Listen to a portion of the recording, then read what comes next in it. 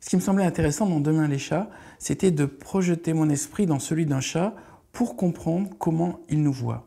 Autant les chiens nous aiment et nous vénèrent, autant les chats se sentent très à l'aise avec l'homme, voire un peu méprisants. Et ça me semblait intéressant de creuser ce mystère. Pourquoi cet animal est aussi à l'aise avec nous?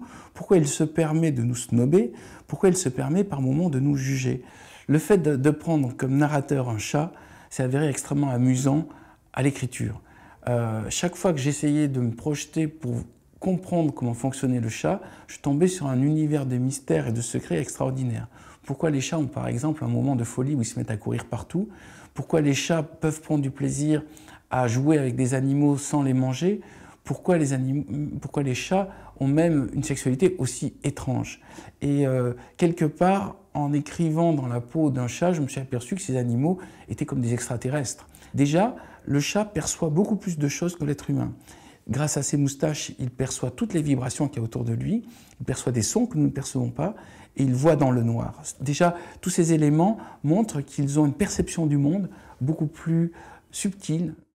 L'histoire démarre au moment où Bastet, la chatte d'une maison à Montmartre, va rencontrer Pythagore, le chat voisin, qui a une particularité, c'est qu'il a une sorte de troisième œil, qui est en fait une clé USB placée dans son front, qui lui permet de se brancher sur Internet.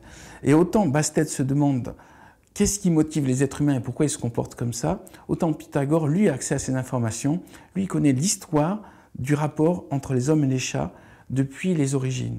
Et ce qui va se passer, de la rencontre entre cette chatte et ce chat, qui est un chat siamois d'ailleurs, c'est le récit réel de ce qui s'est passé depuis maintenant plusieurs millions d'années, la rencontre entre les chats et les hommes.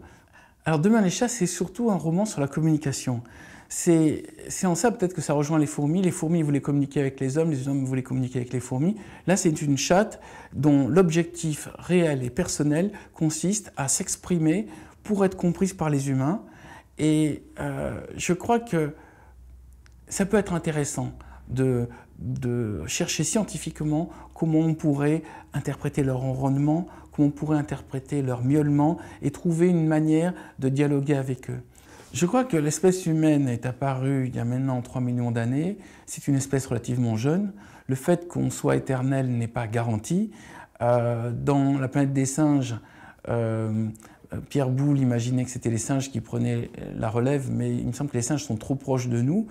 Dans Demain les chats, j'ai plutôt pensé au chat, tout simplement parce que c'est un animal qui a une capacité à revenir au stade sauvage qui est très rapide. Je pense que les chiens vont avoir des difficultés à redevenir des loups, mais par contre les chats n'auront aucune difficulté à redevenir des sortes de lynx.